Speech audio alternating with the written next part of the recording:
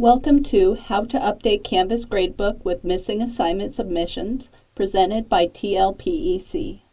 Within this example, you will see an assignment on the right-hand column where all the grade entries are a dash. This means they are missing and have not been submitted. These missing assignments are not factored into the final grade when they are reflected as a dash. To change this dash to a number value, click on the settings gear icon found on the upper right-hand corner of the gradebook.